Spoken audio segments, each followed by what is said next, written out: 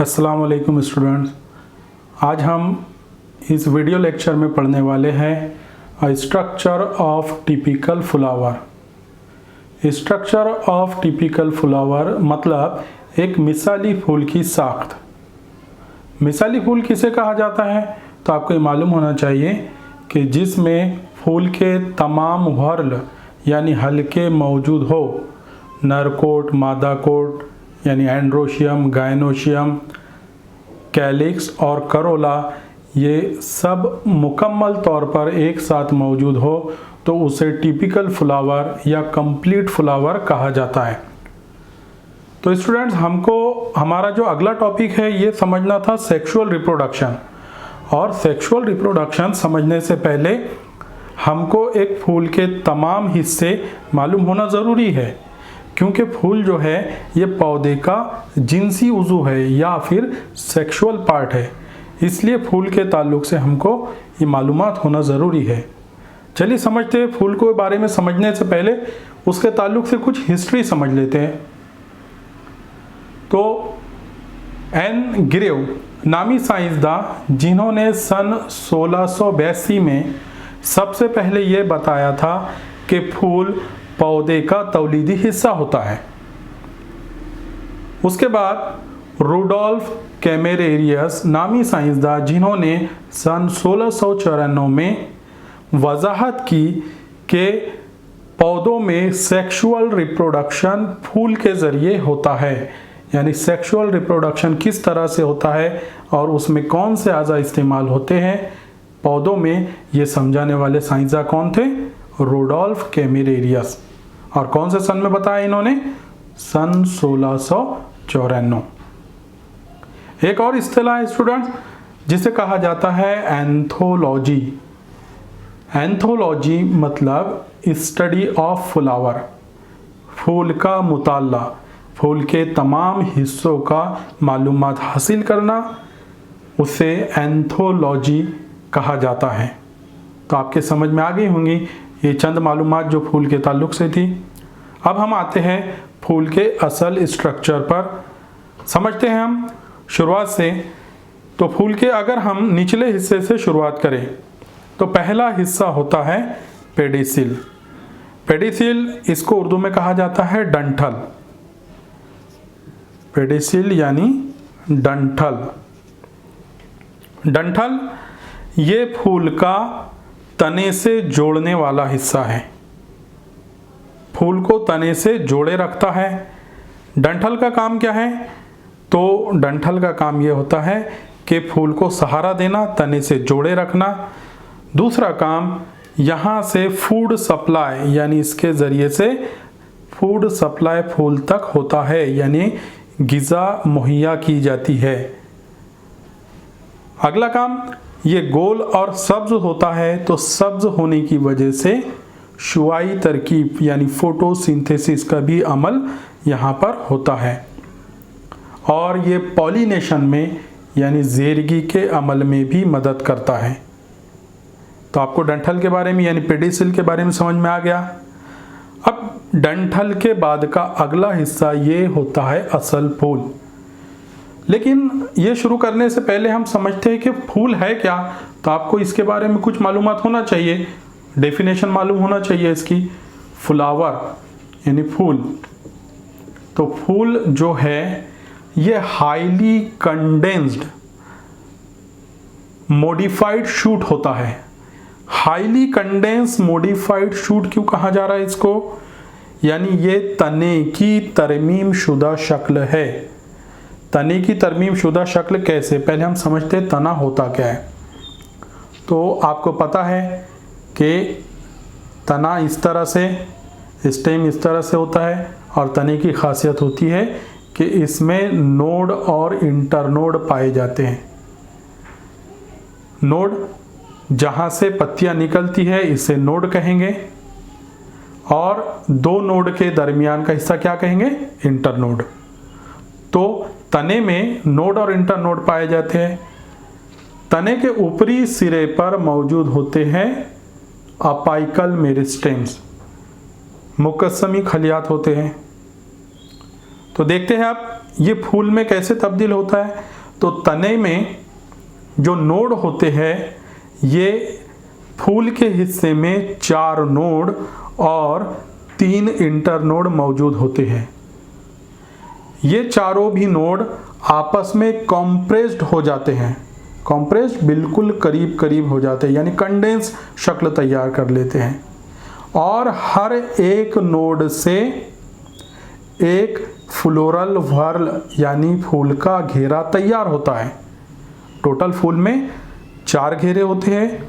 इस तरह से हर एक नोड से 4 फ्लोरल व्हर्ल या फिर उन्हें फ्लोरल लीव्स भी कहते हैं, तो इन नोड से हासिल होते हैं।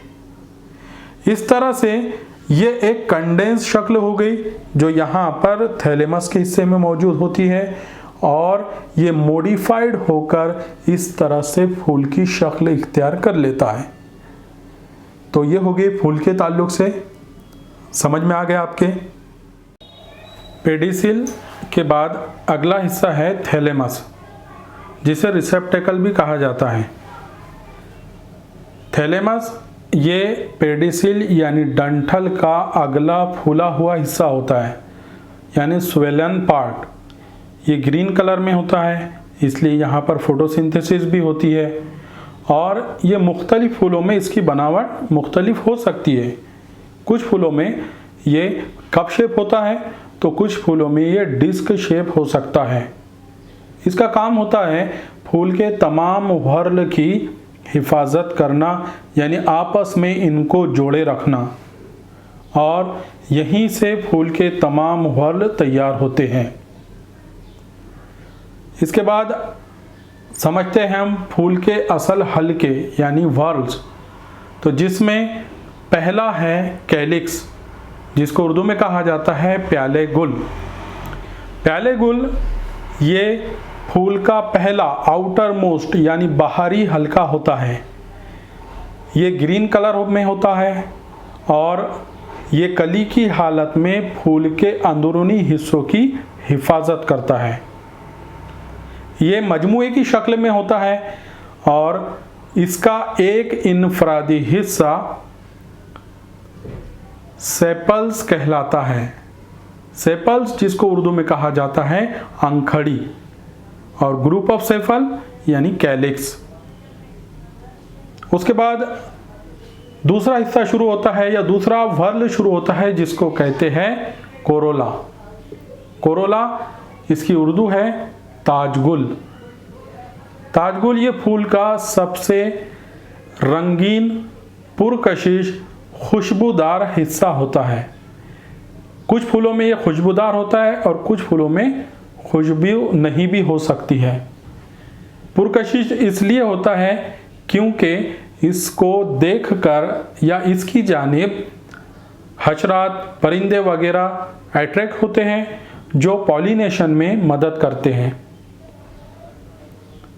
अब हमको समझना है फूल के असल व्हर्ल। असल व्हर्ल जो फूल के अहम हिस्से हैं, यानी एंड्रोशियम और गायनोशियम।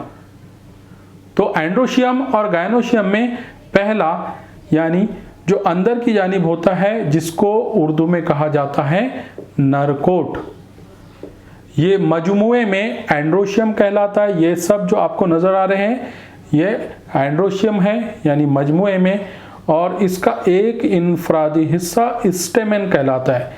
ये सिंगल वन स्टेमेन कहलाता है। इसी तरह सबसे अंदरूनी हिस्सा है गायनोशियम, मादा कोट। मादा कोट ये दरमियान में होता है, इसी को भी मजमुई की शक्ल में गायनोशियम कहा जाता है, और इसका एक इनफरादी हिस्सा यानी सिंगल वन जो होता है वो कार्पेल कहलाता है। अब हम इसके एक एक की डिटेल समझते हैं।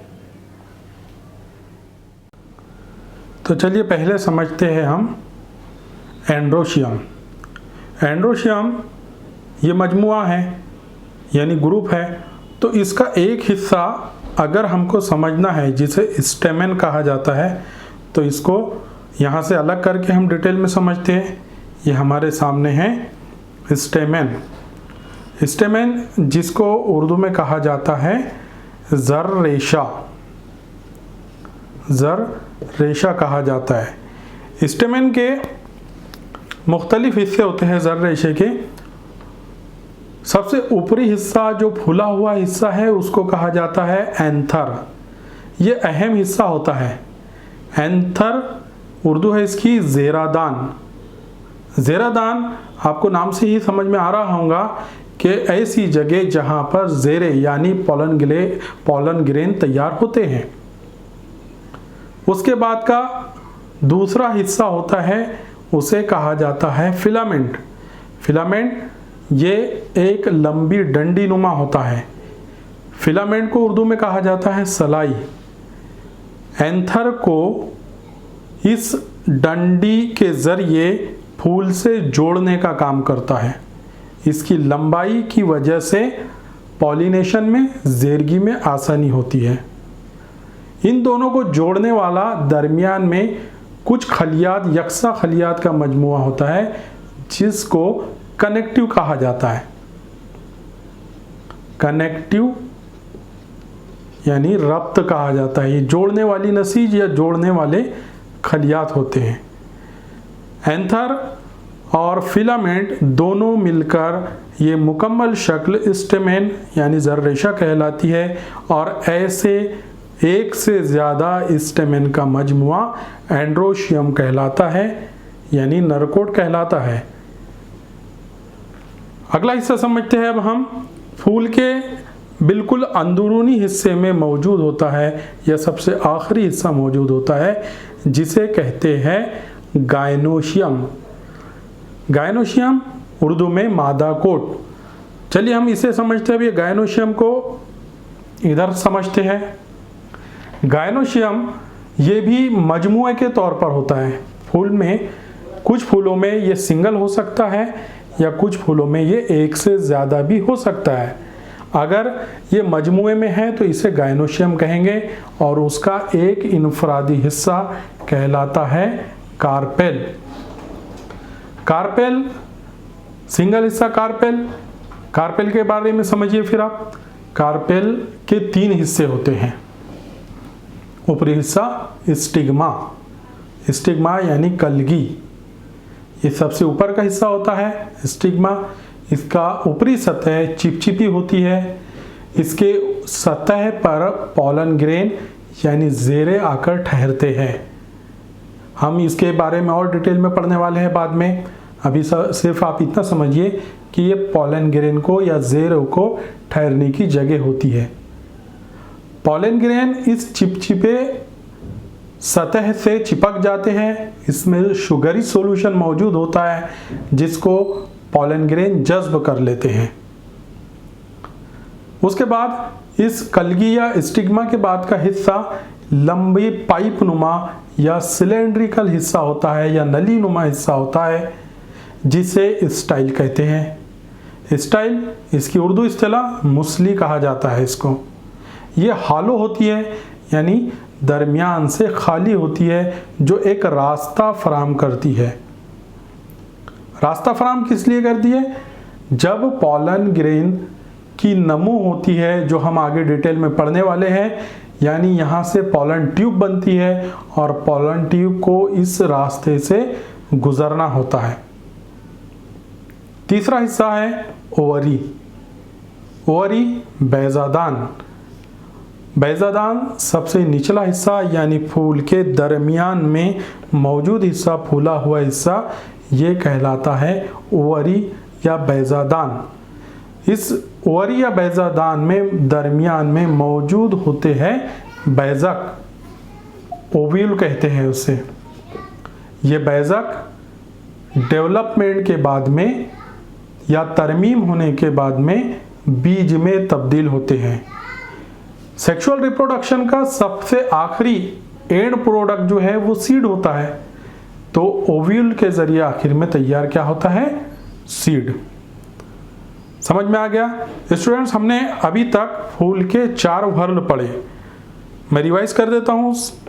पहला कैलिक्स, दूसरा करोला, तीसरा एंड्रोशियम, चौथा गायनोशियम अब अगर हम इन चारों को दो ग्रुप में तकसीम करें, पहले ग्रुप का नाम अगर हम रखें इसेंशियल वर्ल यानी ज़रूरी हल्के, तो आप किसे नाम देंगे?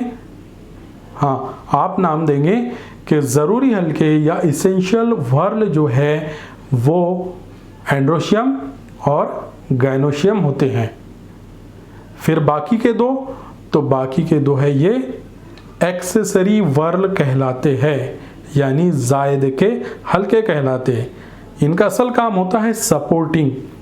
ये एंड्रोशियम और गायनोशियम को बैरूनी तौर से सपोर्ट करने का काम करते हैं।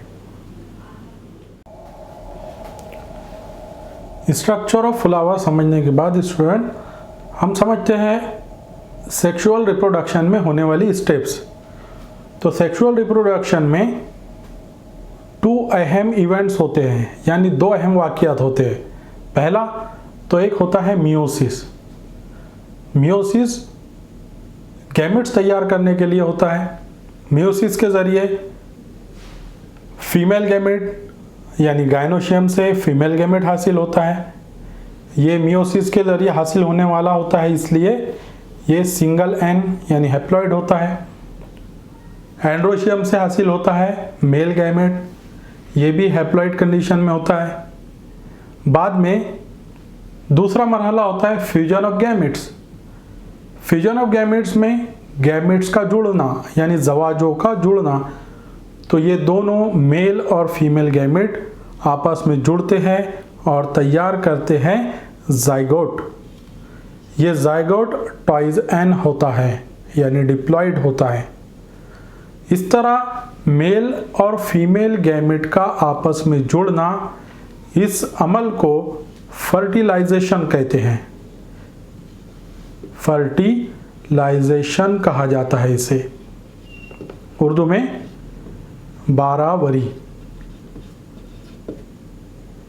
इस फर्टिलाइजेशन के बाद जाइगोट में सेल डिवीजन होता है, खलवी तकसीम होती है और नतीजे में बनता है एम्ब्रियो। एम्ब्रियो पता है आपको किसे कहते हैं? एम्ब्रियो तैयार होता है और ये एम्ब्रियो डेवलपमेंट के बाद ऑफस्प्रिंग में तब्दील होता है। ऑफस्प्रिंग तैयार होता है इससे और प्लांट्स में सीड यानी बीज बनता है। आपको पता है कि ओव्यूल से सीड तैयार होता है और ओवरी की वाल यानी बैज़दान की दीवार के ज़रिए फ्रूट तैयार होता है, वो वाल फ्रूट में तब्दील होती है। ये सारे पॉइंट्स आपके समझ में आ चुके होंगे। इन तमाम चीज़ों को आप याद कीजिए और इसे अपने नोटबुक में लिख कर देखिए।